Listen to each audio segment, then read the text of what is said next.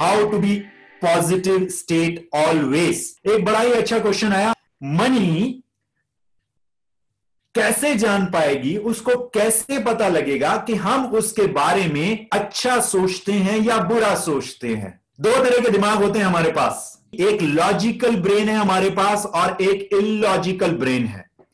जो आप 70 mm पे जाके मूवीज देखते हैं वो इलॉजिकल ब्रेन से बनाई जाती हैं। वो लॉजिकल ब्रेन से डायरेक्टर कभी भी मूवी नहीं बनाता। जो ये कह रहे हैं कि मनी को कैसे पता लगेगा कि हम उसके बारे में पॉजिटिव सोचते हैं या नेगेटिव सोचते हैं, तो मेरा उन लोगों से एक ही एक प्रश्न है, तो फिर परमात्मा को कैसे लगता है पता कि हम अच्छा कर्म कर रहे हैं या बुरा कर्म कर रहे हैं। जिस प्रकार परम पिता परमात्मा, जीसस, गॉड, गुरु नानक देव या जिसको भी भगवान को हम मानते हैं इस दुनिया में, किसी ने देखा तो नहीं ना उसको, मनी को तो फिर भी आप देख रहे हो। और कहा जाता है, मैं तो बताता भी हूं, respect every living and non living thing. जब वो जो इनविजिबल पावर है जिसको हमने देखा नहीं है, उसके वो जब हमें देख रहा है कर्म हम अच्छा कर रहे हैं कि बुरा, उसी प्रकार मनी एक पॉजिटिव एनर्जी है। अगर उस एनर्जी के बारे में अच्छा फील करेंगे, अच्छा सोचेंगे, तो वो एनर्जी आपके पास ज्यादा आएगी। ये हमारे बुजुर्ग भी हमें कहते हैं। तो ये आपके ऊपर है कि आप क्या सोचना चाहते हैं। अगला क्वेश्चन, आप कैसे कह सकते हैं कि मनी इज एवरीथिंग? मैंने ऐसा कभी भी नहीं कहा, लास्ट टाइम भी मैंने नहीं कहा कि मनी इज एवरीथिंग। मैंने ये कहा था कि कुछ लोग ये कहते हैं कि मनी इज नॉट एवरीथिंग, और मैं भी यही कह रहा हूं। मैं ये नहीं कह रहा कि मनी इज एवरीथिंग, पैसा सब कुछ नहीं है, बट जो लोग ये कहते हैं कि मनी इज नॉट एवरीथिंग, उनके लिए मैं कहना चाहता हूं कि आपकी जो जीविका चल रही है वो पैसे के कारण चल रही है। अगर मैं अब इस समय आपसे बात कर रहा हूं, उसके पीछे भी भाई पैसा है। जूम पे पैसा जाता है। अभी मैं इस मशीन के ऊपर आपके सामने बैठा हूं, ये भी पैसे से आई हुई है। ये जो कपड़े पहने ये भी पैसे से आए हुए हैं। तो यानी कि पैसे के बिना आप नहीं चल सकते हैं इस दुनिया में। सो मनी इज नॉट एवरीथिंग, ये कहना छोड़ दीजिए। मैं ये नहीं कह रहा कि आप ये कहो कि मनी इज एवरीथिंग। तो ये कुछ क्वेश्चंस आए हैं। शादी ब्याह में पैसा लगाने के लिए आप मना कर रहे हैं। जनरलाइज मत कीजिए चीजों को। अगर आपके माता पिता ने अपने पूरे जीवन में 1 करोड़ रुपया कैश इकट्ठा किया है और अपने मां बाप के आप 2 बच्चे हैं, तो भाई मेरे 50 लाख खर्च करा लो, 50 लाख छोड़ दो।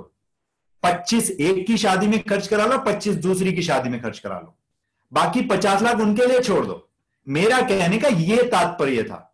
आपको यकीन नहीं आएगा, मनी की इतनी डिसरिस्पेक्ट होती है शादियों में, बट मैं कहना नहीं चाहता उसके लिए। पैसे की मतलब पानी की तरह बहाया जाता है, कर्जा लेके बहाया जाता है। भाई क्यों? फंक्शन में बुलाओ, आप 1000 लोगों को बुला लो, 1000 लोगों का भी खाना आप कर सकते हो 5 लाख रुपए में, 7 लाख रुपए में। काहे को जरूरी है इतना सब कुछ करना? बाहर जाइए, आप यूरोपियन कंट्रीज में जाइए, यूएस में जाइए, बड़े सस्ते में निपटा देते हैं। इंडियन लोग भी बड़े सस्ते में निपटा देते हैं शादियां, मैंने देखा वहां जाके। दूसरी इंपॉर्टेंट चीज, अगर आपका शादी का बजट है 100 रुपए का, 100 रुपीज का शादी का बजट है अगर आपके पेरेंट्स का, तो भाई मेरे 50 रुपए खर्च कराओ शादी में। 50 रुपए की कराओ फिक्स डिपॉजिट। यानी कि अगर 20, 25, 30 लाख रुपए खर्च कराने तो 15 लाख खर्च कराओ और 15 लाख की फिक्स डिपॉजिट करा लीजिए। ये मेरा कहने का मतलब था। मेरा कहने का यह मतलब नहीं था कि शादी ब्याह में पैसे मत खर्च करो, दूसरों को मत बुलाओ। और एक और चीज बताता हूं आपको। पुराने जमाने में, आज से 100, 150, 50 साल पहले, जब हमारे बुजुर्गों की शादियां हुआ करती थी, तो बहुत कम पैसे हुआ करते थे लोगों के पास। एक लड़का और एक लड़की का एक नया घर बसाने के लिए लड़की के परिवार वाले और लड़के के परिवार वाले इकट्ठे होकर कुछ साजो सामान उनके लिए इकट्ठा करते थे। उसको दहेज बोला जाता था भाई। Getting my point? जिसको डॉरी बोलते हैं। तो लड़की के घर वाले थोड़ा ज्यादा सपोर्ट कर देते थे, क्योंकि दोनों ही परिवार वाले एक जैसे होते थे। तो वो लग मिलके उनका एक परिवार बसा दिया जाता था। कंट्रीब्यूट करते थे रिलेटिव्स, फ्रेंड्स और परिवार वाले, और एक लड़का और लड़की का घर बसाने के लिए जो जरूरी चीजें होती थी वो उनको दे दी जाती थी ताकि उनका घर बस जाए। इस तरह से होती थी पहले जमाने में शादियां। मैं चाहता हूं अभी भी ऐसे हो तो बहुत अच्छा रहेगा, पैसे की रिस्पेक्ट करेंगे आप लोग। किस्मत से ही तो होता है सब, ये तो सच ही है ना। और जब समय आएगा तभी तो मिलेगा। You are right. मैंने शायद ये बताया था मनी में पिछली बार कि लोग कहते हैं किस्मत से पहले, किस्मत से ज्यादा और समय से पहले नहीं मिलता। रे बाबा, भाई साहब, पहला स्टेप तो लीजिए। एक कहावत भी है, हिम्मत मर्द मदद खुदा। कहने का मतलब आप सोच के बैठे हो पैसा आए तो मैं कुछ करूं, और पैसा सोच के बैठा है कि तू पहला कदम बढ़ाए तो मैं आऊं। अब मुर्गी पहले आएगी कि अंडा, वो वाली बात हो गई यहां पे। तो भाई साहब आप स्टेप लो पहला, तो पैसा आएगा। जब पैसे है ही नहीं तो तिजोरी काय के लिए खरीदने का? भाई साहब सुनो, जब तिजोरी आएगी तो पैसा आएगा। अब उसका मतलब ये नहीं है कि पहले किसी से 5,000 रुपए उधार लो जाके आप तिजोरी खरीदने के लिए। नो, पहले पहला कदम बढ़ाओ, पैसा आएगा, उससे तिजोरी खरीदोगे तब और पैसा आएगा। ये बहुत पुरानी बात है, इस देश की बात नहीं है। ये कहानी शायद आप में से कुछ लोगों ने सुनी होगी, यूट्यूब पे देख लीजिएगा, सच्ची कहानी है, मेरे दिल के बहुत करीब है। एक बाप और बेटे की कहानी। एक बाप जो अपने बेटे को बहुत प्यार करता था और एक बेटा जो अपने बाप को बहुत प्यार करता था। बेटा 6 साल का था और बाप था 32 साल का। बाप को कुछ खिलौनों का शौक था। अक्सर मैन को खिलौनों का शौक होता है और मैन को शौक होता है 4 पहिए की गाड़ियों का। बाप काफी रिच था, वेल टू डू था, अच्छा खासा घर था उसका अपना, कई गाड़ियां थी, नौकर चाकर थे, सब लोग थे। कुछ ही दिन हुए वो एक बहुत ही बढ़िया ब्रांड की गाड़ी लेके आया था और वो गाड़ी उसके दिल के बहुत करीब थी। और उसका बेटा अपने बाप को हमेशा खुशी देना चाहता था और उसके बेटे को ड्राइंग बनाने का शौक था। उसको लगा पापा को गाड़ी बहुत पसंद है। उसने उस गाड़ी के बोनट पे एक बहुत ही प्यारी सी ड्राइंग बनाई स्क्रू ड्राइवर से। 6 साल का बच्चा अपने बाप को खुशी देना चाहता है, इंटेंशन पे जाइएगा। और वो बहुत अच्छी सी ड्राइंग बनाता है। बाप देखता है और बाप के जहन में पता नहीं क्या हो जाता है और उसके तन बदन में आग हो जाती है। और वहीं पे पास में एक हथौड़ा पड़ा होता है, उस हथौड़े को उठाता है और अपने बेटे के हाथ पे उसको मारना शुरू कर देता है। बेटा उसका बेहोश हो जाता है और हॉस्पिटलाइज हो जाता है।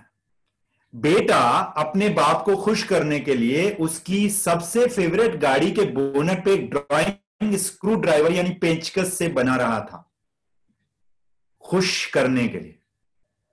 उस परिस्थिति में उसके बाप ने अपने बच्चे की इंटेंशन नहीं देखी और अपने बच्चे की जगह उसको अपनी गाड़ी ज्यादा पसंद थी उस समय पे, उस पर्टिकुलर टाइम पे। और उसने उस समय पे अपने बेटे के हाथ पे हथौड़ा मारा। बच्चा बेहोश था। बच्चे को जब होश आया तो उसका हाथ नहीं था उसके शरीर में। डॉक्टर्स को उसका हाथ काटना पड़ा। बेटे ने बोला कि पापा,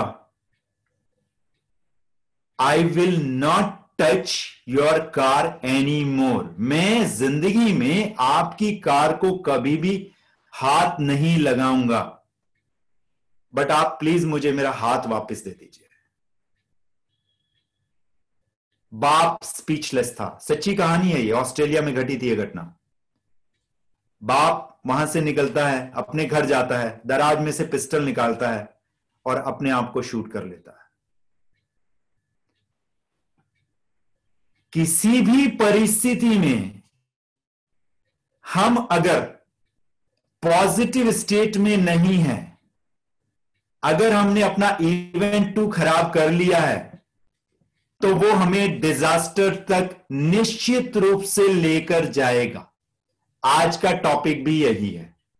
आज का बड़ा सिंपल सा टॉपिक है, how to be positive always in any और एवरी सिचुएशन, पार्ट 1 आज हम यहां पे डिस्कस कर रहे हैं।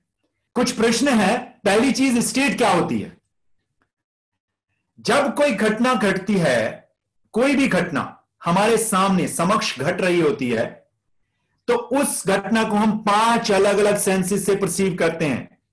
देखकर विजुअल, सुनकर ऑडिटरी, फील करके टच, काइनेस्थेटिक, ऑल्फैक्टरी एंड गैस्ट्रेटरी, यानी कि सूंघ कर या टेस्ट करके। सूंघना और टेस्ट हमारी कम यूज होती हैं, मगर ये 3 सेंसेस हमारी यूज होती हैं, देखकर, सुनकर या महसूस करके। जब भी किसी घटना को हम देखते हैं, सुनते हैं या महसूस करते हैं, उस एनवायरनमेंट में खड़े होते हैं, उसको इन 3 रिसेप्टर से परसीव करते हैं और उसमें से कुछ डिलीट कर देते हैं, कुछ डिस्टॉर्ट कर देते हैं और कुछ जनरलाइज कर देते हैं। और जो हमारे दिमाग में आता है उसको हम बोलते हैं घटना का दूसरा रूपांतरण, यानी कि इवेंट 2। जो घटना घटती है हम उसी तरह से नहीं देखते, उसका रूपांतरण कर देते हैं। इस तरह से हमारी स्टेट बनती है, जो हमारी मेमोरी भी होती है, उसको मेमोरी भी बोल देते हैं। पिछली कुछ स्टेट पड़ी होती है, हमारी मेमोरीज पड़ी होती है हमारे सबकॉन्शियस माइंड में। इसको जो जो जो स्टेट होती है आदमी की, उसको क्रिकेट की भाषा में आप फॉर्म भी बोलते हो, थिएटर की भाषा में, आर्टिस्ट की भाषा में इसको ग्रुप भी बोलते हो। That's called state. अब कुछ क्वेश्चंस आपके जहन में आएंगे, फटाफट आप लिख लीजिएगा। राइट स्टेट, पॉजिटिव स्टेट क्यों होनी चाहिए हमेशा? 2400 घंटे पॉजिटिव स्टेट क्यों होनी चाहिए? स्टेट खराब कैसे हो जाती है? स्टेट खराब होने के परिणाम क्या होते हैं? बहुत अच्छे अच्छे क्वेश्चंस हैं। अच्छे स्टेट में हम कैसे रह सकते हैं हमेशा, उसके कुछ आज आपको एग्जाम्पल दूंगा, बहुत प्यारे प्यारे। क्या कोई मेडिटेशन भी है स्टेट को ठीक करने के लिए? जी हां, बहुत सारे मेडिटेशंस हैं। इसको अच्छा रखने के उपाय क्या हैं वो भी बताऊंगा। ऐसा क्या करें कि हमेशा हमेशा जन्म जन्मांतर के लिए हमारी स्टेट पॉजिटिव हो जाए। चलिए स्टेट अभी हम आ जाते हैं। पॉजिटिव स्टेट क्यों रहनी चाहिए? अभी मैंने एक सच्ची घटना का आपके सामने छोटा सा रूपांतरण करने की कोशिश की, इसलिए पॉजिटिव स्टेट हमेशा रहना जरूरी है कि कई बार आपने और हमने सुना है कि 50 पैसे के ऊपर, 50 रुपए के ऊपर एक आदमी दूसरे आदमी की जान ले लेता है।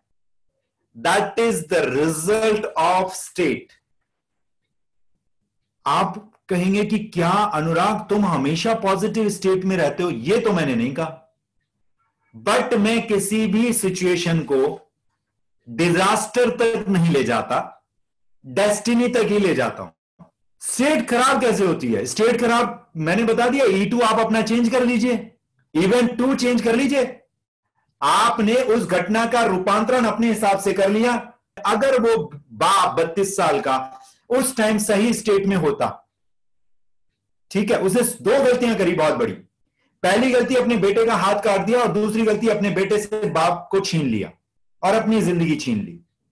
दोनों ही स्टेट खराब थी उसकी, पहली स्टेट भी और दूसरी। पहला इवेंट भी खराब बनाया उसने, दूसरा भी खराब बनाया। वो उस बच्चे का अगर हाथ चला गया था तो बाप तो ना छीनता कम से कम उससे, उसने बाप को भी छीन लिया उससे। उस बच्चे की जिंदगी डिजास्टर कर दी उसने। इवेंट 2 खराब बनाया उसने। क्या गाड़ी का बोनट चेंज नहीं हो सकता था? क्या आपकी और मेरी जिंदगी में ऐसी चीजें नहीं होती? लिखिए, एक चीज आप लिखिएगा जरूर, 10 ऐसे इवेंट्स लिखेंगे आप अपनी जिंदगी के, जब आपने खराब स्टेट में कोई एक्शन लिया, यानी कि खराब स्टेट में आपने कोई एक्शन ले लिया और वो उस इवेंट को डिजास्टर तक ले गया। इस तरह के 10 सिचुएशंस लिखेंगे जिनको आप ठीक कर सकते थे बट आपने ठीक नहीं किए। तो अब उससे क्या सीख ले सकते हैं आप और हम कि आगे आने वाले टाइम में अगर ऐसी सिचुएशंस क्रिएट होती हैं तो आप अपने स्टेट को ठीक रखोगे। अब आप कहोगे बातें कर रहे हो यार, बातें नहीं कर रहा, मैं आपके न्यूरॉन्स में डालने की कोशिश कर रहा हूं इस टाइम कि स्टेट को ही ठीक रखना है। और सबसे पहला आप काम कर सकते हैं, fake it till you make it. जब तक वैसे नहीं हो जाओ तब तक प्रिटेंड करो कि आप वैसे हो। सामने वाला कुछ बोले, इधर से सुनो, इधर से निकाल दो। थोड़ी देर में उसका गुस्सा शांत हो जाएगा, वो खुद ही आपको सॉरी बोलेगा। सॉरी से याद आया, अगर दो लोग एक साथ बात कर रहे हैं और गलती सामने वाले की है, और अगर मैं सॉरी बोल दूं, ठीक है, उस समय तो उसकी स्टेट खराब है, बट अगर मैं अपनी स्टेट ना बिगाड़ूं और मैं ही सॉरी बोल दूं उसकी गलती के कारण भी, उस गलती उसकी है बट सॉरी मैंने बोल दिया, कुछ समय के बाद वो आपको आके सॉरी बोलेगा या बोलेगी, ये निश्चित। अब कहोगे नहीं ऐसा नहीं होता, 21 दिन कर लो, 21 दिन में भी नहीं होता, 40 दिन कर लो, 40 में भी नहीं होगा, 90 कर लेना, 90 में नहीं होता, 180 करके देख लेना। समस्या तो यहां पे है कि आज की डेट में सब्र ही नहीं है किसी को। स्टेट कैसे अच्छे रखें, फटाफट लिखिए। एक तो आप स्विच ऑफ स्विच ऑन कर सकते हो रेगुलर बेसिस पे, स्विच ऑन कर सकते हो, स्विच ऑफ कर सकते हो। स्विच ऑफ स्विच ऑन किसे कहते हैं? बहुत सिंपल सी टेक्निक है, कुछ नहीं करना, बहुत ज्यादा रॉकेट साइंस नहीं है, बहुत ज्यादा रॉकेट साइंस नहीं है स्विच ऑन स्विच ऑफ करने की। बहुत सिंपल सी बात है, आप किसी भी जोन में है उस टाइम पे वहां का स्विच ऑफ कर दीजिए और कपिल शर्मा के स्विच ऑन में चले जाइए। तो कहने का मतलब आप उस सिचुएशन से बाहर निकल जाओ और अपना कोई दूसरा स्विच ऑन कर दो, यानी कि उस मेमोरी में चले जाओ, उस स्टेट में चले जाओ जब आपको बहुत पॉजिटिविटी फील हुई थी। और उसका एक तरीका है, सबसे पहले आप अपने कंधे सीधे करके, सब लोग बैठेंगे, कंधे सीधे करके बैठो सिंपल तरीके से, ऐसे। जो लोग बेड पे बैठे हैं वो भी थोड़ा अपने आप को ठीक कर लीजिए, इस तरह से हो जाइए, ठीक है। अब स्माइल कीजिए और स्माइल करते हुए कहिए, कहिए मैं तेरा खून पी जाऊंगा, कह के देखिए जरा, कहिए। नहीं कह सकते ना, इमोशंस नहीं आएंगे।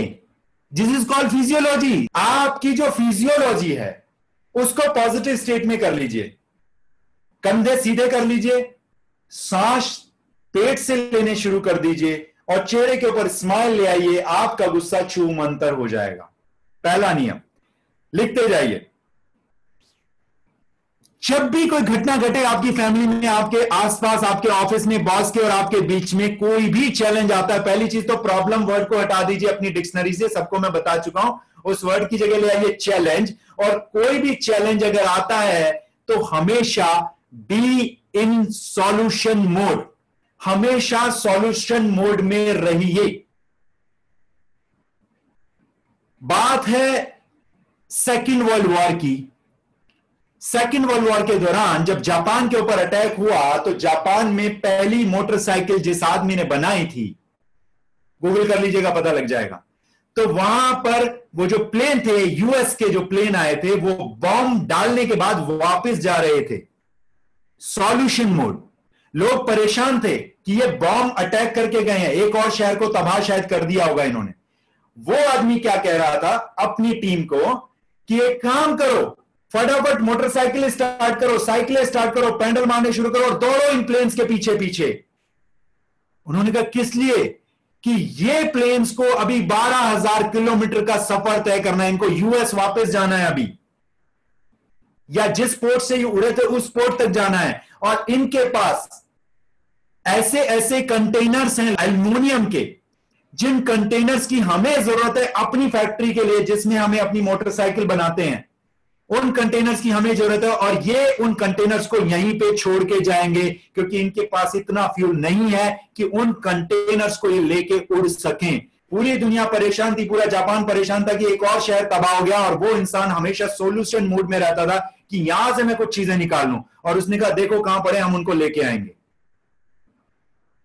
So be in solution mode always, यानी कि हर प्रॉब्लम का पहली चीज तो पीआरओ ब्लेम कर दो उसको, प्रॉब्लम की जगह पीआरओ ब्लेम या चैलेंज कर दो। उस हर चैलेंज का सॉल्यूशन इस यूनिवर्स में अवेलेबल है। जो भी चैलेंजेस इस दुनिया में हैं, हर चैलेंज का कोई ना कोई सॉल्यूशन अवेलेबल है। तो अगर इस माइंडसेट से आप उस परिस्थिति को, उस एनवायरनमेंट को, उस घटना को देखोगे तो उसमें हर एक में सॉल्यूशन है। अब आपके किसी दोस्त का या किसी रिश्तेदार का या किसी जानकार का या पड़ोसी का या किसी एक्वेंटेंसेस का जिसको आप थोड़ा बहुत जानते हैं, उसका एक सीवियर एक्सीडेंट हो गया, नॉर्मल लोग क्या करेंगे? हाथ पैर फूल जाएंगे उनके। बट जो पॉजिटिव स्टेट का इंसान होगा, जो परमपिता परमात्मा में विश्वास रखता होगा, उसको एक ही चीज का पता है कि अब मुझे क्या करना है। अब मुझे इसको उठाना है, गर्दन इसकी सीधी रहे और किसी तरह लिटा देना किसी गाड़ी में और इमीडिएटली किसी हॉस्पिटल में कैजुअलिटी में लेके जाना। That is the solution, immediate. ये कहा भी जाता है कोई भी सर्जन अपने बच्चे का ऑपरेशन नहीं कर पाता, क्योंकि उस बच्चे से वो डायरेक्टली इमोशनली अटैच्ड होता है और दूसरे की बॉडी का वो ऑपरेशन कर देता है, क्योंकि वहां पे वो इमोशनली अटैच नहीं होता, क्योंकि वहां पे वो प्रॉब्लम के अंदर खड़ा होकर नहीं सोच रहा होता। और बच्चे का ऑपरेशन इसलिए नहीं कर पाता कि उसे पता है कि अगर ऑपरेशन में कुछ इपन बट हो गया तो मेरा बच्चा मेरे पास नहीं रहेगा, चला जाएगा। और दूसरे के बच्चे का वो ऑपरेशन इसलिए कर देता है कि वो प्रॉब्लम से बाहर होकर खड़ा होकर सोच रहा होता है। यानी कि कभी भी कोई भी चैलेंज आए, कितना भी बड़े से बड़ा चैलेंज आए, आप अगर उस चैलेंज से बाहर निकल के सॉल्यूशन सोचना शुरू करोगे तो आप निश्चित रूप से हमेशा पॉजिटिव स्टेट में रहोगे। बहुत ही प्यारा नियम है ये, यानी कि चैलेंज से बाहर निकल के सोचो। एक बहुत प्यारी चीज बताता हूं आपको। दो लोग हैं, एक साथ रहते हैं, हस्बैंड वाइफ या दो पार्टनर या बॉस और उनका एम्प्लॉय। अगर हम किसी भी परिवार का एक हिस्सा हैं और कुछ छोटी छोटी चीजों में क्रिबिंग हो रही है, तो अगर एक नियम फॉलो कर लें आज से तो 50% चैलेंजेस सॉल्व हो जाएंगे। और वो सिंपल सी चीज है कि जो भी करना है इस परिवार की खुशहाली के लिए वो मुझे करना है, जो मेरा पार्टनर करेगा वो बोनस। अगर आप इस तरह से सोचना शुरू कर दें तो जब वो लड़ाई के लिए आएंगे तो पहले 3-4 प्रिंसिपल बता चुका हूं, उनमें से कोई ना कोई काम आ जाएगा, वहां पे कोई ना कोई तो काम आएगा। कोई भी सिचुएशन को इस तरह से हैंडल करेगी, जो करना है इस परिवार की खुशहाली के लिए मुझे करना है, this is my duty, this is my contribution. और जो मेरा पार्टनर करेगा वो बोनस। अगर दोनों पार्टनर ऐसा सोचना शुरू कर दें तो आई एम श्योर, अगर मैं अभी आपसे पूछूं कि आपके आइडियल कौन है, तो आप में से कुछ लोग कहेंगे महात्मा गांधी, स्वामी विवेकानंद, बोलेंगे कुछ लोग ऐसा, कुछ लोग बच्चन साहब के बारे में बोलेंगे, कुछ लोग मोदी जी के बारे में बोलेंगे, कुछ लोग बोलेंगे मनमोहन सिंह, कुछ लोग बोलेंगे Indira Gandhi, Jawaharlal Nehru, Lal Bahadur Shastri. Isn't it? Yes or no? Yes or no? आज आपको बहुत ही अनमोल वचन इस वाणी के थ्रू सुनने को मिलेंगे। वचन मेरे नहीं है, सिर्फ वाणी मेरी है, मेरा ये एक्सपीरियंस है। आप अगर इस वाले फॉर्मूले को यूज करेंगे तो मजा आने वाला है। जब आप किसी बहुत ही अजीबोगरीब परिस्थिति में फंस जाओ तो अपने आइडियल को, अपने मॉडल को, जिसको आप आदर्श मानते हैं, उस व्यक्ति को उस सिचुएशन में डाल दो और यह सोचो कि इस स्थिति में यह इंसान कैसे रिएक्ट करेगा। It's very simple. आप हट जाओ वहां से, आपका वो जो एनवायरनमेंट है, आपका परिवार, आपकी वो पर्सनैलिटी, सब कुछ आपका, उसको हटा दो कुछ देर के लिए और उस आइडियल व्यक्तित्व को वहां खड़ा कर दो। तो जो वो एक्शन लेगा आपने वो एक्शन लेना है, आपको सॉल्यूशन मिल जाएगा कि उसका रिएक्शन कैसा होना चाहिए। अब अगर किसी ऐसी सिचुएशन में आप महात्मा गांधी को रख दो जिस सिचुएशन में आज आप फंसे हो, चलो छोड़ो, महात्मा गांधी तो बहुत ही ऊपर लेवल की मैंने बात की, आप बच्चन साहब को खड़ा कर दो उस सिचुएशन में, तो क्या बच्चन साहब वैसे ही रिएक्ट करेंगे जैसे आप रिएक्ट करोगे उस सिचुएशन में? What do you think? I don't think. अगर वो वैसे उस सिचुएशन में रिएक्ट करते तो आज वो अमिताभ बच्चन इतना बड़ा नाम नहीं होता, इस सदी का महानायक नहीं बन सकता था। वो आदमी 58 साल की उम्र में बैंकक्रफ्ट था, उसके बच्चे भी स्टैब्लिश नहीं थे, बच्चों की शादी भी नहीं हुई थी किसी की, और वो बैंकक्रफ्ट हो चुका था। उसके बावजूद भी उसने उन चीजों को उस टाइम रिएक्ट नहीं करा और सबको ऐसे हाथ जोड़ के रखा और आज भी हाथ जोड़ के रखता है। तो यानी कि आपका कोई भी आइडियल उस स्थिति में कैसे रिएक्ट करेगा, उसकी बॉडी लैंग्वेज क्या होगी, उसके फेशियल एक्सप्रेशन क्या होंगे, वो कितना कूल होगा, कितना काम होगा, वो सोच लो और वो एक्ट करना शुरू कर दो। स्थिति बड़ी सामान्य हो जाएगी। इसमें एक चीज और कर सकते हैं आप, एक और प्रिंसिपल यहां पे काम करता है। किसी भी परिस्थिति में आप लिखते जाइए, मैं पॉइंट्स नहीं बता रहा, आप लिख सकते हो इनको अगर लिखना चाहो तो, it's totally up to you. किसी भी परिस्थिति में एकदम से रिएक्शन करना बिल्कुल बंद कर दो। तो E2 ठीक रखिए। तो यानी कि रिएक्शन लेने से पहले आपने उस परिस्थिति में एक्शन लेने से पहले एक ही काम करना, बड़ा छोटा सा काम करना है आपको। आपने एक मॉक प्ले करना है, एक रिहर्सल करनी है। जैसे प्ले में रिहर्सल करते हैं हम लोग, जो लोग थिएटर में पहले रिहर्सल होती है, या जो एक्ट शूट होता है उसकी भी रिहर्सल होती है पहले। तो आपने रिहर्सल करनी है। आपने शांति के साथ बैठ जाना है, अपने कंधे थोड़ा सीधे करेंगे, स्पाइनल कॉर्ड को स्ट्रेट करेंगे, प्यार से बैठेंगे, ऐसे बैठ जाना है आंख बंद करके। कोई भी घटना घटी, आपका पार्टनर बोले जा रहा है, गालियां दे रहा है आपको, दुश्मन है वो भी गालियां दे रहा है, उस टाइम पे आप आंख बंद करके आराम से बैठ जाइए और कुछ मत कीजिए, सिर्फ विजुलाइज कीजिए। ये मुझे ये बोल रहा है, मैं ये बोलूंगा, फिर ये बोलेगा, फिर मैं ये बोलूंगा, शायद हाथापाई भी हो जाए, मैं अपना फोन पटक के यहां से निकलूंगा, फोन टूट जाएगा पहले तो, 15,000 रुपए का नुकसान। उससे बेटर है awaken the power with in को कोर्स को रजिस्टर्ड करा लीजिएगा। 12,980 का है, फोन आएगा 15,000 का जिन्होंने नहीं कराया। 60 दिन का प्रोग्राम है लाइफ टाइम सपोर्ट के साथ। तो आंख बंद करके बैठ जाओ। पहले तो आपने फोन तोड़ा, फिर नीचे गए, फिर गाड़ी में स्टार्ट की और तेजी से चलाए, बम्पर तोड़ दिया, उसके बाद एक को ठोक भी दिया, उसको भी 10,000 रुपए देने पड़ेंगे, उसकी मोटरसाइकिल टूट गई। विजुलाइज कर लिया, अब आंखें खोलो, अब फिर से आंख बंद करो। अब विजुलाइज करो कि आप ऐसे ही बैठे हुए 10 मिनट तक और वो बोले जा रहा है, ना तो फोन टूटा, ना बम्पर टूटा गाड़ी का, ना मोटरसाइकिल टूटी, 25,000 बच गए। तो जब ये पैसे बच जाएं तो awaken the power with in registered करा लेना, जिंदगी के लाभ आ जाएंगे बहुत सारे। कहने का मतलब रिएक्शन लेने से पहले एक बार रिहर्सल करके देख लीजिए। अगली चीज, एक सेंटेंस याद रखना हमेशा, there is something behind everything. वो जो परिस्थिति घट रही है, वो जो आपकी गाड़ी के आगे आगे रिक्शा वाला चल रहा है, उसमें यूनिवर्स की कोई ना कोई सोच है। यूनिवर्स नहीं चाहता कि आप अगली रेड लाइट पे जल्दी से पहुंचे और आपकी ग्रीन हो और सामने वाले की रेड हो, और आप ग्रीन पे निकालें और सामने वाला रेड पे निकाल के ठोक दे आपको। इसीलिए उसने उस रिक्शा वाले को आपके सामने रख दिया अगले 5 मिनट के लिए। यानी कि हर चीज के पीछे कोई ना कोई कारण होता है भाई, गुस्सा ही नहीं करना होता। अगर मैं कहीं पे एप्लीकेशन दे रहा हूं कि मेरी जॉब लग जाए, मेरी जॉब लग जाए, मेरी जॉब लग जाए, रुक जा गदादारी भीम, अभी उसके पास तेरे लायक नौकरी नहीं है। जो घर में समय है उसमें मेडिटेशन कर ले। कुछ लोगों के चेहरे पे स्माइल आ गई है, भाई हेल्थ के ऊपर ध्यान दे ले। जो एनएलपी पढ़ रहे हो उसकी प्रैक्टिस कर ले, अपने आप को एज ए ट्रेनर देखना शुरू कर। इस इंडस्ट्री में बहुत सारे लोग हैं जिनको जरूरत है लाइफ में उनकी वैल्यू एडिशन करने की, आप ही लोग करोगे और कोई नहीं करेगा। एक चीज और बताता हूं, उसके बाद मेडिटेशन करेंगे। जब कोई घटना घटे तो 2 चीजें होंगी।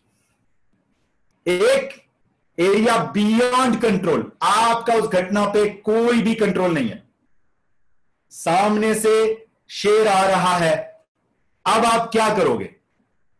सपोज सामने से शेर आ रहा है, आप क्या करोगे? आप कुछ नहीं करोगे, जो करेगा शेर करेगा। भागोगे तो वो पकड़ लेगा, पेड़ पे आप चढ़ नहीं सकते, तो खड़े हो जाओ वहां पे बिल्कुल ऐसे।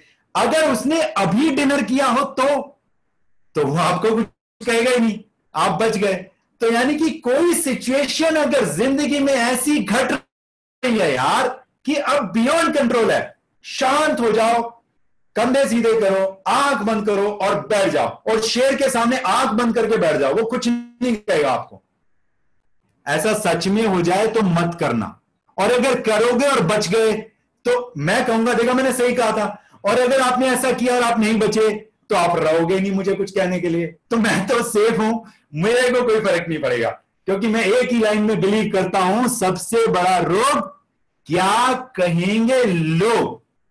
बहुत बारी हम अपनी फैमिली का एनवायरनमेंट सिर्फ इसलिए बिगाड़ देते हैं, ध्यान से सुनिएगा, जो लोग सो कॉल अपने आप को कॉलर ऊंचे करके कहते हैं ना, हम इस परिवार के मुखिया हैं। आप अपने परिवार का एनवायरनमेंट कई बार इसलिए बिगाड़ देते हो क्योंकि आपको एक बेफिजूल का डर लगा होता है कि लोग मेरे बारे में क्या कहेंगे।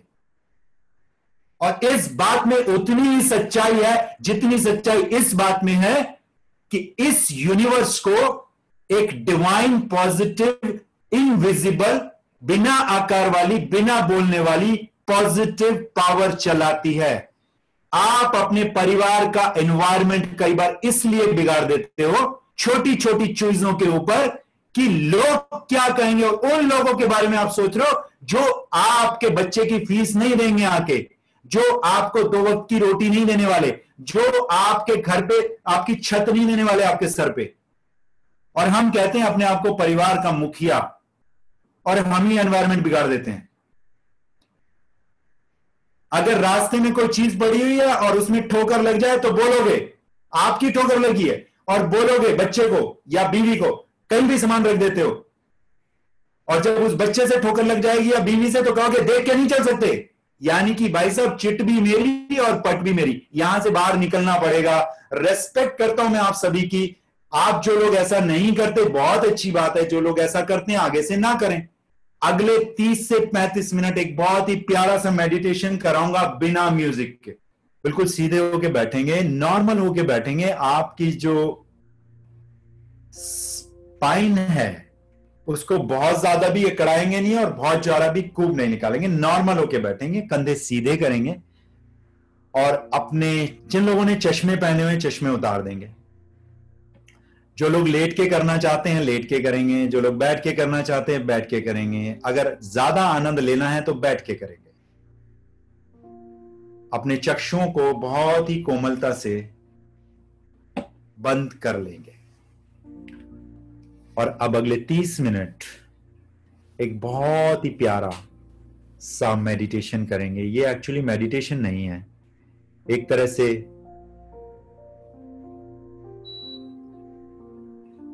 एक आईना है जो आज आप देखने जा रहे हैं। आप कहेंगे कि अनुराग आईना तो हम रोज देखते हैं, मगर मैं सच बताऊं तो आईना आज मैं आपको दिखाऊंगा। बहुत ही प्यारा सा आईना। और आज के बाद आप इस एक्सरसाइज को कोशिश करेंगे कि आप रेगुलर करें, रोजाना करें, सोने से पहले, और अगर वक्त लगे तो सुबह उठने के बाद। आज हम बात करेंगे उन अनमोल मोतियों से, उन अनमोल रत्नों के साथ जो अगर एक पल के लिए भी हमारा साथ छोड़ दें तो हमें कुछ समय के बाद इस दुनिया को अलविदा कहना पड़ेगा। ये तो आप सब जानते ही हैं कि इस शरीर के अंदर एक एनर्जी रहती है जिसको कुछ लोग आत्मा कहते हैं, सोल कहते हैं, पॉजिटिव एनर्जी कहते हैं। जिस समय मैं आपसे बात कर रहा हूं उस समय आप सिर्फ और सिर्फ सांसों पर ध्यान देंगे। गर्दन को बहुत ज्यादा नीचे नहीं लटकाएंगे और गर्दन को बहुत ज्यादा ऊपर भी नहीं करेंगे, और कोशिश करेंगे बैठे हुए भी कि आप जो मैं बोलता रहूंगा उसको आप सुनते रहेंगे। जैसे जैसे मैं बोलता रहूंगा आप वैसे वैसे करते रहेंगे, ना थोड़ा सा ज्यादा ना थोड़ा कम। और जब मेरी वॉइस ना सुनाई दे तो आप सिर्फ सांसों पर ध्यान देंगे। तो ये तो हम सब जानते हैं कि हमारे शरीर में एक पॉजिटिव एनर्जी, जो कि उसी परम पिता परमात्मा जिसे हम पॉजिटिव डिवाइन एनर्जी कहते हैं, उसी का पार्ट रहता है। और अगर हमारा ये शरीर काम करना बंद कर दे तो वो पॉजिटिव एनर्जी निकल के चली जाती है। ठीक उसी प्रकार जिस प्रकार जब हम किसी घर में रहते हैं और वो घर की दीवारें जब जर्जर होना शुरू हो जाए तो हम अपने लिए एक नया घर तलाशना शुरू कर देते हैं। उसी प्रकार ये एनर्जी भी इस शरीर से निकल के चली जाती है। हर इंसान की एक अपनी इंडिपेंडेंट जर्नी होती है। वो कहावत भी है कि माँ बाप सिर्फ जन्म के साथ ही होते हैं, कर्म के नहीं। पिछले जन्म का कर्म या अगले जन्म, इस जन्म के कर्म के साथ ही वो नहीं होते।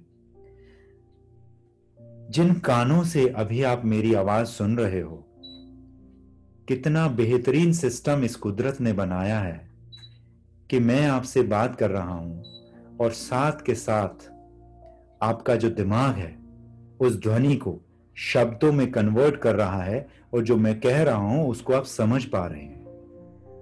ठीक इसी प्रकार जब कोई भी आप वस्तु या दृश्य अपनी आंखों से देखते हैं कि आपके मानस पटल पर उस वस्तु की एकदम से छवि बन जाती है। कितना स्ट्रॉन्ग सिस्टम है ये। तो आओ आज अपने कानों से, अपनी आंखों से, अपनी जिह्वा से, जिससे हम बात करते हैं, अपने ब्रेन से बात करके देखें कि अच्छा एक बात बताओ कि क्या कभी मैंने तुम्हें कभी परेशान किया है? तो आपके कान, आपकी आंखें, आपके ब्रेन, आपकी जिह्वा आपसे कहेगी तुम सुबह से शाम तक हमारा मिसयूज ही करते रहते हो, थैंक्स तो आज तक बोला नहीं। आपको नहीं लगता कि जितना हमें इस्तेमाल करना चाहिए शायद हम कानों का उससे कहीं ज्यादा इस्तेमाल कर लेते हैं? बेफिजूल की बातें कई बार करते रहते हैं फोन पे, ईयरफोन लगा के, एयरपोर्ट लगा के, क्या क्या न जाने चीजें आ गई हैं आजकल। बेफिजूल के ऑनलाइन जाकर वीडियोस देखते रहते हैं, कानों को भी परेशान करते हैं, आंखों को भी। चलो यहां तक तो ठीक था, पर क्या कभी आपने सोचा कि आपको अपनी इन इंद्रियों को कभी धन्यवाद भी देना चाहिए? तो आओ आज अपनी इन इंद्रियों को थैंक्स बोलते हैं। एक लेके आते हैं फीलिंग अपने दिल में, अपने जहन में ग्रेटिट्यूड की। आओ थैंक्स बोले इनको। तो शर्माओ नहीं, अपने कानों को और आंखों को, अपनी जिह्वा को, अपनी नाक को, अपने चेहरे को, अपने बालों को, अपने अपने ब्रेन के उन सेल्स को, ट्रिलियंस ऑफ सेल्स को एक बार थैंक यू बोलिए, धन्यवाद बोलिए उन न्यूरॉन्स को, उन सेल्स को जिनकी वजह से पूरी बॉडी चल रही है। कुछ लोगों की बॉडी में इस टाइम सेंसेशंस होंगे, होने दीजिए, कहीं पे खुजली होगी, होने दीजिए, बट अभी सिर्फ आप अपने ब्रेन से, अपने कानों से, अपनी आंखों से, अपनी जिह्वा से, अपने चेहरे से एक बार बात कीजिए, उनसे पूछिए उनको क्या समस्या है, और फिर उनको थैंक्स बोलिए कि थैंक यू सो मच कि आप मेरा इतना साथ दे रहे हैं। आपने कभी सोचा भी कि अगर इनमें से कोई इंद्री काम करना बंद कर दे तो कैसा रहेगा? और कभी आपसे कुछ मांगा इन्होंने? कभी नहीं मांगा। ये अनमोल रत्न है, मोती हैं आपके शरीर में, और इनको हम कितना फॉर ग्रांटेड लेते हैं। आइए थोड़ा सा और आगे चलें, बात करते हैं आपकी रीढ़ की हड्डी की। सुबह से शाम तक आप उसको सिर्फ और सिर्फ परेशान करते रहते हैं। ढंग से सुबह ना तो योगा करते हैं, ना स्ट्रेचिंग करते हैं, टेढ़े होके बैठ जाते हैं और टीवी देखते रहते हैं काउच पर बैठकर। तो आओ उससे बात करो और उसको थैंक्स बोलो, क्योंकि उस रीढ़ की हड्डी की वजह से आपका पूरे शरीर का पूरे के पूरा तंत्र चल रहा है। जिस दिन उस रीढ़ की हड्डी में थोड़ी सी ऊपर नीचे दिक्कत होती है, आपका लंबर और सर्वाइकल परेशान हो जाता है, आपको चक्कर आने शुरू हो जाते हैं। तो आओ थैंक्स बोलें उस स्पाइन को, और थोड़ा सा सीधे होके बैठेंगे। जो लोग थोड़ा झुककर बैठे हैं उनसे मैं बात कर रहा हूं। आओ थोड़ा सा आगे चलें। आपके जो हाथों की उंगलियां हैं उनको कभी थैंक्स बोला आपने?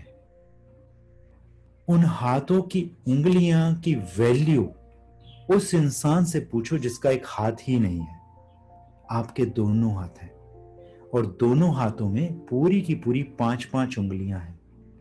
कभी आपने थैंक्स बोला अपने हाथों को, हाथों की उन उंगलियों को? और उन उंगलियों को पूरे दिन आप व्हाट्सएप पर, फेसबुक पर, इंस्टा पर कितनी तेजी से चलाते रहते हैं, लैपटॉप के ऊपर।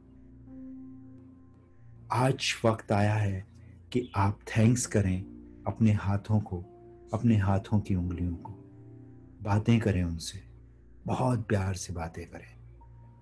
क्या बात करी जा सकती है? जी हाँ, अगर आप कोशिश करेंगे तो आप बात कर पाएंगे। आइए एक ऐसे अनमोल रत्न से बात करें जो हमेशा तड़पता रहता है आपसे बात करने के लिए। वो चाहता है कि आप उससे बात करें, पर आप उससे कभी बात नहीं करते। वो है आपका दिल। सुबह से लेकर शाम तक, शाम से लेकर सुबह तक, न जाने कितनी बार, अनेकों बार हम अपने एनवायरनमेंट की वजह से, अपने नेगेटिव स्टेट की वजह से, अपने अनरिसोर्सफुल स्टेट की वजह से उस दिल को परेशान करते हैं,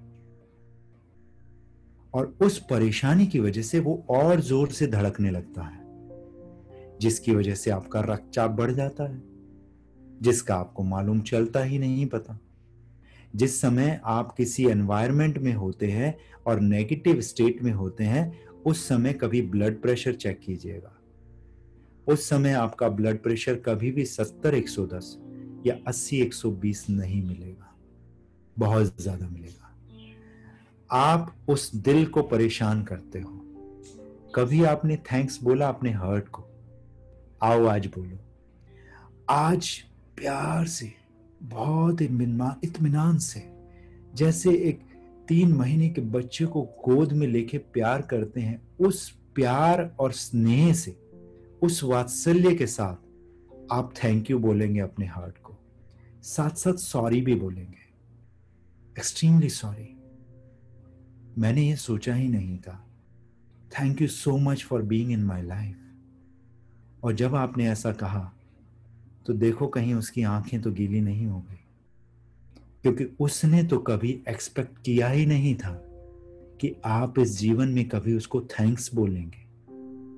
सॉरी की तो बहुत दूर की बात है, आपने तो आज उसको सॉरी भी बोल दिया कि अब तक इस जीवन में मैंने जितने भी कष्ट तुम्हें दिए हैं उसके लिए मैं माफी चाहता हूं, माफी चाहती हूं। और मैं यकीन से आपसे यकीन दिलाना चाहता हूं, मैं यकीन दिलाना चाहती हूं आपको कि आगे अब अपने जीवन में, पूरे जीवन काल में मैं तुम्हें कभी नहीं सताऊंगी। दोस्तों, ये जो हमारा दिल होता है ना, इसमें दिमाग भी होता है, इसमें इमोशंस भी होते हैं, और इसमें सोल भी होती है। ये जो दिल होता है हमारा, तीनों का मिश्रण होता है। यहीं से हमारी पूरी की पूरी बॉडी का सिस्टम चलता है। इसी दिल से सिस्टम चलता है तो किडनीज हमारी ठीक रहती हैं। यकीन मानिए, इसका ठीक रहना बहुत जरूरी है। और अगर आप इससे रोजाना बात करेंगे, सोने से पहले रोजाना अपने दिल को प्यार से थैंक्स बोलेंगे ना, तो ये आपका बहुत साथ देने वाला है, बहुत साथ देने वाला है आपका। 100 साल तक ये रुकेगा नहीं। आपकी बॉडी में सिर्फ यही एक ऐसा ऑर्गन है जो अगर काम करना बंद कर दे तो आपकी बॉडी सिर्फ और सिर्फ एक डेड बॉडी रह जाएगी। दूसरे ऑर्गन्स आपको बता देते हैं, ये नहीं बताता। ये बिल्कुल उसी इंसान की तरह से काम करता है जैसे आपके जिंदगी में, मैं आपको एक एग्जांपल दे रहा हूं, तब तक फीलिंग्स में रहिए। ये ऐसे इंसान की तरह से बिहेव करता है जैसे कोई इंसान होता है, उसको हम जितना मर्जी कह लें, जितना मर्जी कह लें, उसको कोई फर्क नहीं पड़ता, वो अपने काम से काम रखता है। बट एक दिन ऐसा आता है कि वो फट जाता है। आपका दिल भी इसी प्रकार काम करता है। कितना मर्जी आप उसको सता लो, वो कुछ नहीं कहेगा। पर जिस दिन वो परेशान हो जाएगा, जिस दिन उसके सर से पानी उतर जाएगा, उस दिन वो धड़कना बंद कर देगा। और फिर न्यूज आती है कि वो तो अच्छे भले रनिंग करके आए थे, बस सोफे पे आके बैठे, एक गिलास पानी पिया और चले गए। अपने दिल से अगर रोजाना 5 मिनट बात करके जो आपने उसके लिए खराब किया उसको सॉरी बोल दो और उसको थैंक्स बोल दो, एक ग्रेटिट्यूड की, कृतज्ञता की फीलिंग उसके लिए रखो, तो वो फीलिंग उस तक पहुंच जाएगी। और वो आपके लिए जिंदगी भर काम करेगा, अगले 100 साल तक धड़कता रहेगा। तो थैंक यू बोलो आज, कंजूसी मत करो, जितना थैंक यू बोल सकते हो उतना थैंक यू बोल दो आज उसको। और उसकी अगर आंखें गीली हो गई हैं तो उसको गले लगा लो और बोलो कि आज मैं तुझे वादा करता हूं, आज मैं तुझे वादा करती हूं, कभी नहीं सताऊंगी और हमेशा यही फीलिंग रखूंगी, हमेशा यही फीलिंग रखूंगा। आओ थोड़ा सा आगे बढ़े, बात करते हैं आपके लीवर के साथ। उसको कभी थैंक यू बोला आपने? जितने भी आपके शरीर में टॉक्सिन्स होते हैं उन सबको निकाल देता है बिना कुछ कहे। आप जो मर्जी खा लो फिर भी आपको ठीक रखता है।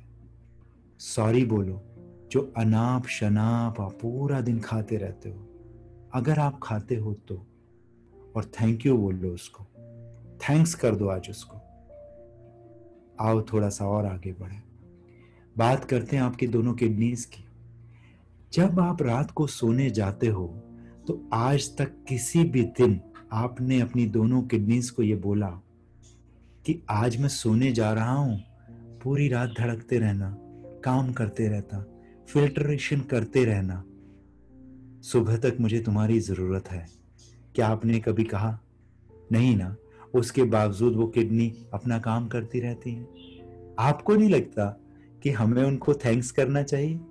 बहुत प्यार से गले लगा लेना चाहिए भाई। आओ थैंक्स बोलें आपकी किडनी को। थोड़ा सा और आगे बढ़ते हैं, आइए थैंक्स करते हैं आपके आंतों को, आपके इंटेस्टाइन को। प्यार से जो मर्जी आप खा लेते हो सब कुछ वो पचा लेती है। आप दांतों का काम भी उन्हीं से लेते हो। शायद ये जाने अनजाने आपको ध्यान नहीं रहता। टीवी देखते हुए खाना खाते हो, चबाते भी नहीं और निगल जाते हो। जिस काम के लिए परमपिता परमात्मा ने आपको दांत दिए थे उस काम को आप अपनी आंतों से कराते हो और वो करती हैं। बट दिक्कत यहां आती है कि जो आंतें आपके इस काम को करने के लिए 100-150 साल के लिए बनी थी, वो 60-65 साल तक आते आते, 70 साल तक आते आते उनकी वियर टीयर बहुत ज्यादा हो चुकी होती है, क्योंकि आप ही ने उनसे बहुत ही गलत तरीके से काम लिया। तो आओ, जो आज तक गलतियां की उसके लिए उनको सॉरी बोल दें, और जो उन्होंने इतना अच्छा काम किया उसके लिए कृतज्ञता की भावना रखें और उनको थैंक्स बोल दें। मुस्कुराएंगे वो। आओ थोड़ा सा आगे चलें।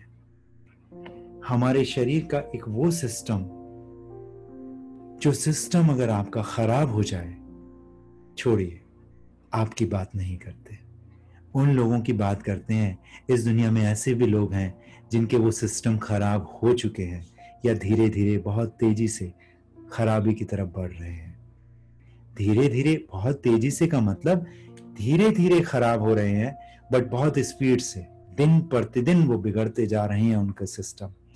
और वो सिस्टम है आपकी बॉडी से वेस्टेज को निकालने का। आप सोचिए कि आपका कितना बढ़िया सिस्टम है कि वेस्टेज निकालने का भी एक सिस्टम बनाया हुआ है उसने। उसके लिए आपको और मुझे कुछ करना ही नहीं पड़ता। तो उस सिस्टम को थैंक्स तो एटलीस्ट कर सकते हो आप, धन्यवाद तो दे सकते हो at least. Thanks to my system.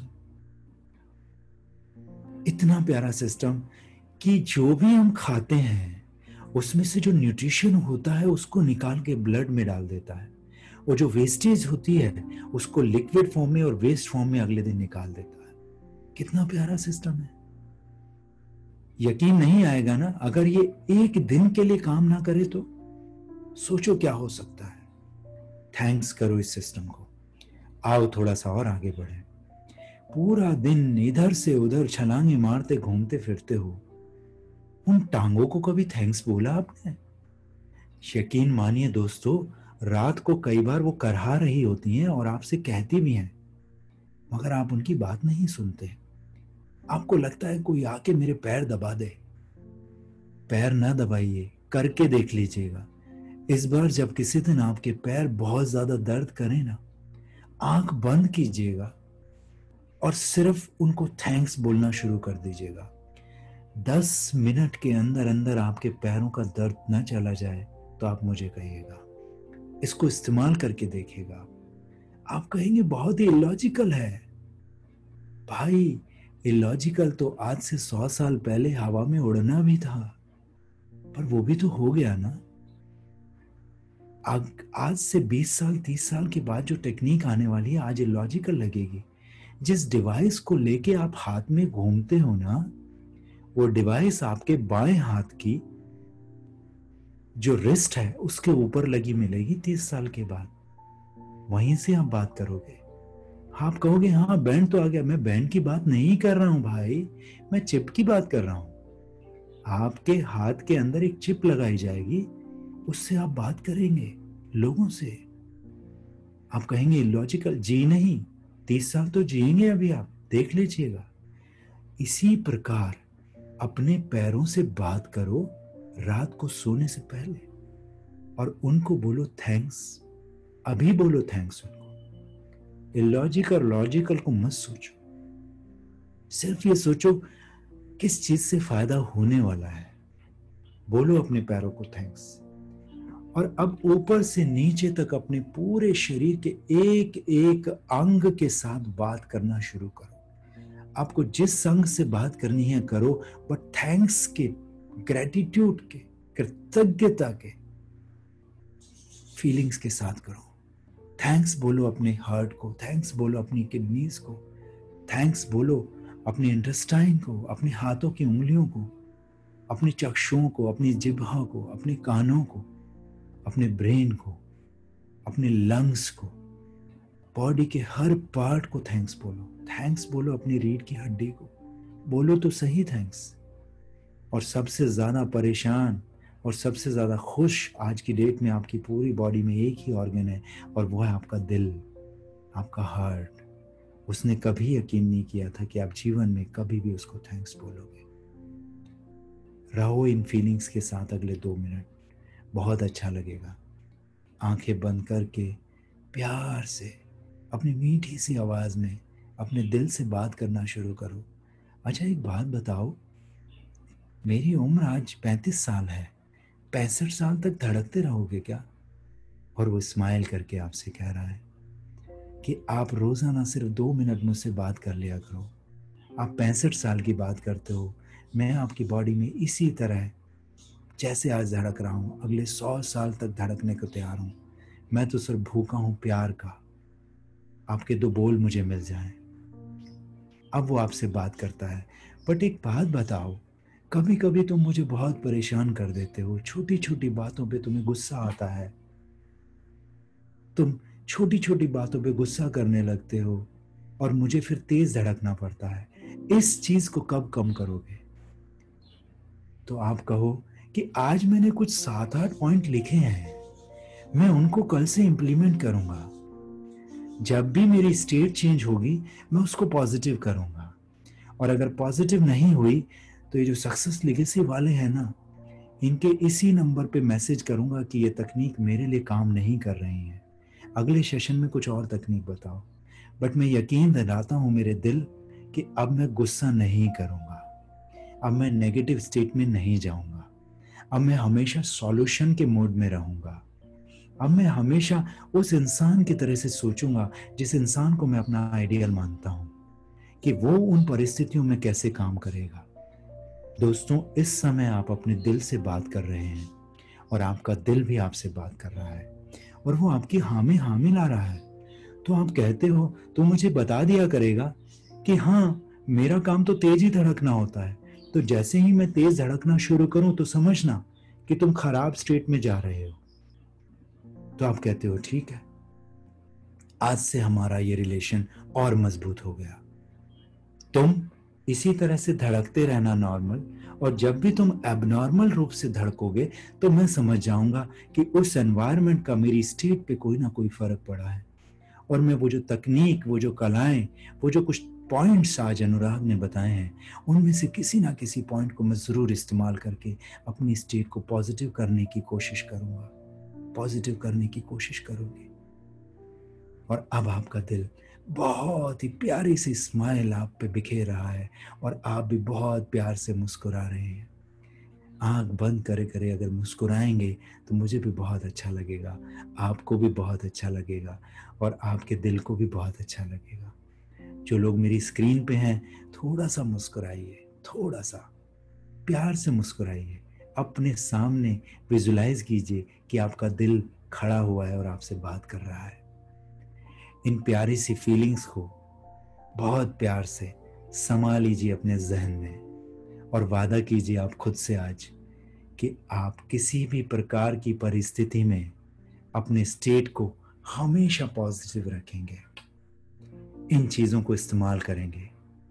एक हाथ आप अपने दिल पे रखेंगे और एक हाथ रखेंगे सोलार प्लेक्सिस पे, एक हाथ हार्ट चक्रा पे और एक हाथ सोलार प्लेक्सिस पे, और इन फीलिंग्स के साथ रहेंगे 2 मिनट के लिए और इन फीलिंग्स को अपने जहन में संभालेंगे।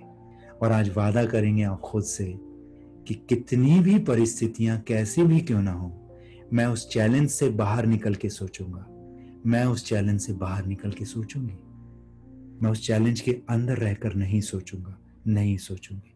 अगर मेरे कंट्रोल में वो सिचुएशन होगी तो मैं एक्शन लूंगा, तो मैं एक्शन लूंगी। डिजास्टर की तरफ नहीं लेके जाएगा मेरे एक्शन, मुझे मेरे एक्शंस हमेशा डेस्टिनी की तरफ लेके जाएंगे। मैं हमेशा पॉजिटिव रहूंगा, मैं हमेशा पॉजिटिव रहेंगे। और अब बहुत ही प्यार से, जैसे एक 2 महीने के बच्चे को आप नहलाते हैं, उतना सॉफ्टली एक दूसरे के साथ अपनी हथेलियों को बहुत ही सॉफ्टली रब करेंगे, बहुत प्यार से। और अपनी दोनों आंखों पर अपनी हथेलियों को रखेंगे। आपकी आंखें बिल्कुल बीचों बीच रहनी चाहिए आपकी हथेलियों के। अपनी आईज को प्यार से खोलेंगे हथेलियों के अंदर और प्यार से बंद करेंगे और धीरे धीरे अपने हाथों को हटाएंगे और आंखें खोल लेंगे। आपको मैं एक चीज का यकीन दिलाना चाहूंगा, अगर आप चाहें तो आप किसी भी परिस्थिति को बहुत ही प्यार से, बहुत प्यार से डेस्टिनी में ले जा सकते हो। अगर आप सिर्फ रोजाना इस तकनीक को इस्तेमाल कर लें कि आप रोज सिर्फ अपने बॉडी के ऑर्गन से रात को सोने से पहले 10 मिनट बात कर लो, उनको थैंक्स बोल दो। और सबसे इंपॉर्टेंट, आपका जो हार्ट है, दिल है, उसको आप थैंक्स बोलो। और आज आप ये विजुलाइज करो कि सुबह से शाम तक ऐसी कितनी बार घटनाएं घटी कि आप किसी समय पर अपने पॉजिटिव स्टेट में नहीं थे। और फिर अपने दिल से बात करो कि देख, आज मुझसे गड़बड़ हुई, आगे से नहीं करूंगा। और प्यार से उसको दोनों हाथ उस पर रख के बोलो कि देख, मेरे से गड़बड़ हुई, मैं सॉरी फील कर रहा हूं।